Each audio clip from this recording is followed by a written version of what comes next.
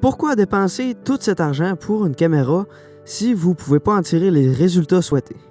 Ce problème ne s'appliquera pas à vous après avoir regardé cette vidéo, puisque vous saurez désormais comment obtenir un look cinématique avec votre réflexe. J'aime pas les introductions longues, vous non plus d'ailleurs, donc commençons maintenant. Premièrement, pour obtenir ce look si recherché, il n'y a pas de secret ou de truc miraculeux. Comme pour n'importe quoi, c'est une combinaison de plusieurs détails qui vont apporter les résultats voulus. C'est une brique à la fois que vous pourrez construire un mur et un mur à la fois pour construire un bâtiment. Ceci étant dit, voici les étapes à suivre pour construire votre mur. Premièrement, pour qu'une scène paraisse plus cinématique, vous devrez essayer d'obtenir une composition différente de ce que nous voyons tous avec nos yeux. Pour nous sortir de la routine, ne filmez pas toujours avec la caméra à la hauteur des yeux. Essayez de vous rapprocher, de vous éloigner, de monter plus haut ou de descendre la caméra. Ça va créer une composition plus intéressante, différente, plus originale. Cette règle pourrait expliquer le succès énorme des drones en combinaison avec un autre aspect qui sera discuté plus loin. Étant donné qu'ils offrent un point de vue différent, les gens adorent ces images. Parfois, vous ne pourrez quand même pas utiliser un point de vue différent, mais les étapes qui suivent vont quand même s'appliquer, peu importe votre composition. Deuxième étape, assurez-vous que votre caméra est stable. Je le répète souvent, mais ce point y est extrêmement important, surtout si vous avez des mouvements de caméra. L'explication est assez simple.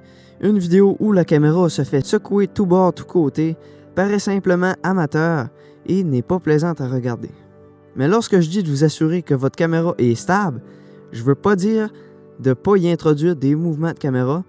En fait, en ajouter pourrait grandement rendre votre scène plus cinématique à condition qu'il soit stable, comme démontré dans cette vidéo.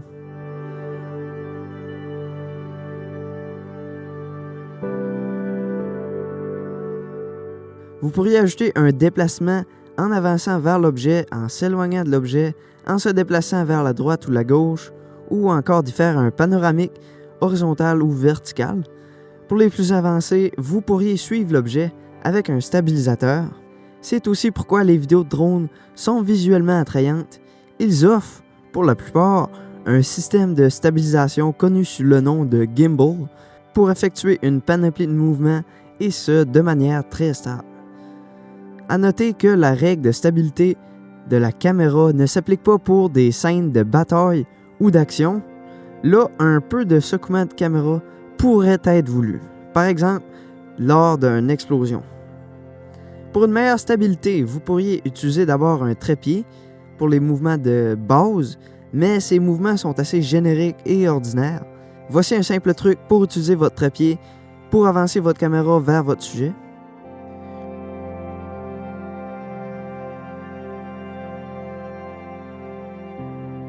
Je vous recommande aussi d'utiliser un stabilisateur du type GlideCam pour pouvoir suivre votre sujet ou de créer des mouvements de caméra plus longs et plus faciles et plus rapidement. Ils seront par contre moins précis, mais leur polyvalence en vaut extrêmement la peine selon moi. Troisième étape, j'ai deux mots, color grading. Désolé pour l'anglicisme, mais même Google Traduction ne pouvait pas trouver l'expression française, donc on va l'appeler colorisation. Bref, si vous avez suivi les étapes précédentes, c'est-à-dire d'avoir des mouvements de caméra stables, une composition originale et intéressante, vous pouvez maintenant ajouter la brique finale à votre mur.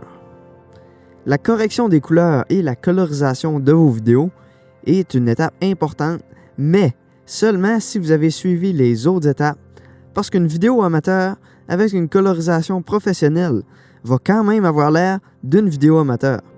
Avant de penser à coloriser vos vidéos, vous devriez d'abord jeter un coup d'œil à votre caméra et établir un profil de couleur correct. Il est toujours mieux d'avoir le look voulu directement dans la caméra que de corriger l'image en montage. Certains préféreront filmer avec une image plate, mais je pense que seulement le contraste et la netteté devraient être diminués au minimum pour utiliser votre caméra à son maximum. Mais il n'y a pas que le contraste et la netteté. La saturation et la teinte peuvent aussi être modifiées. J'aime bien monter la saturation d'un cran et la teinte de 2 crans pour obtenir des belles couleurs, un peu plus belles que naturelles. Mais c'est à vous d'expérimenter et de trouver ce qui sera le mieux pour le style de votre vidéo. Pour la colorisation, je vous donne ce magnifique schéma qui fera tout le travail à ma place. En gros, vous devriez utiliser 2 couleurs opposées de ce schéma pour coloriser votre vidéo.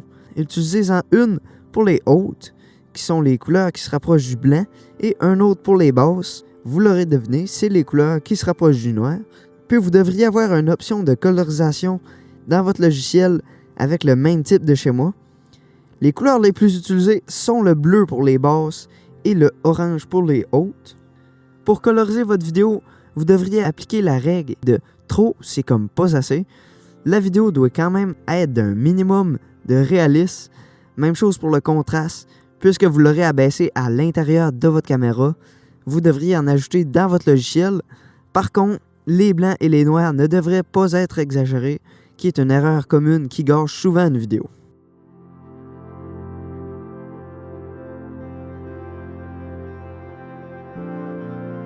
Si une vidéo sur la colorisation vous intéresse, laissez-moi un commentaire pour m'en faire part. Finalement, il y a quelques autres petits changements que vous pourrez apporter pour vous rapprocher du look cinématique. Vous pourriez utiliser une grande ouverture comme f3.5 pour obtenir une profondeur de champ plus courte pour que le fond d'écran soit flou. Ça va donner un air plus cinématique.